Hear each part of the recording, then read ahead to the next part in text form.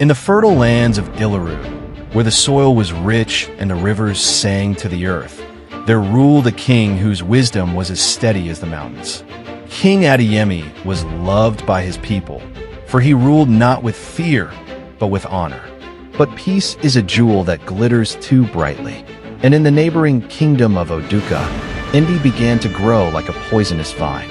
Soon, whispers of war drifted across the borders of Ilorin. Then, under the cover of night, the storm arrived.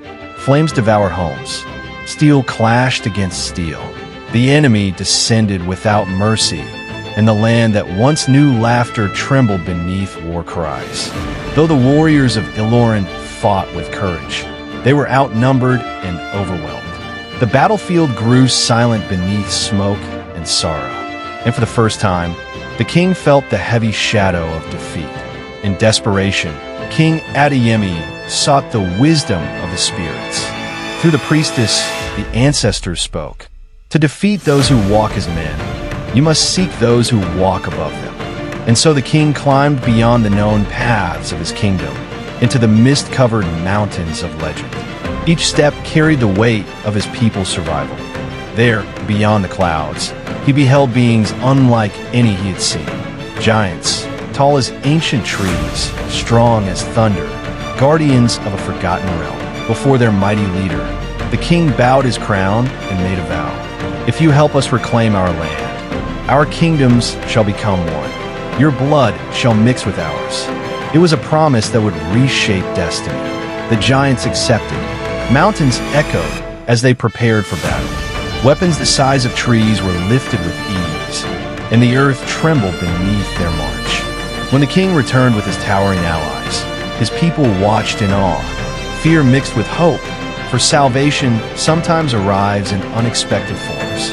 On the plains where defeat once tasted bitter, Ilarut stood again. This time, they did not stand alone. The giants roared, and the battlefield shook.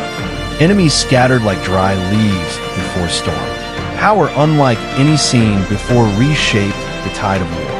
By the setting sun, Oduka had fallen. The enemy knelt where once they stood proud. Victory belonged to unity. Yet triumph carries its own burden.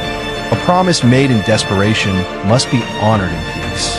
And the king knew that words once spoken cannot be taken back. Before his people, King Adiyemi chose honor over comfort. For a kingdom built on broken promises, he declared, cannot stand. And though uncertainty lingered, respect grew. So celebrations replaced fear. Drums echoed across the land as giants and humans joined in sacred union. Two peoples became one beneath the same sky. Time moved forward like the river. And from this union rose children unlike any before. Stronger, taller, and filled with the spirit of both worlds. Among them stood Prince Tayo, heir to courage and strength. In him lived the wisdom of men and the power of giants. He was the future walking in the footsteps of promise. As seasons passed, the kingdom transformed.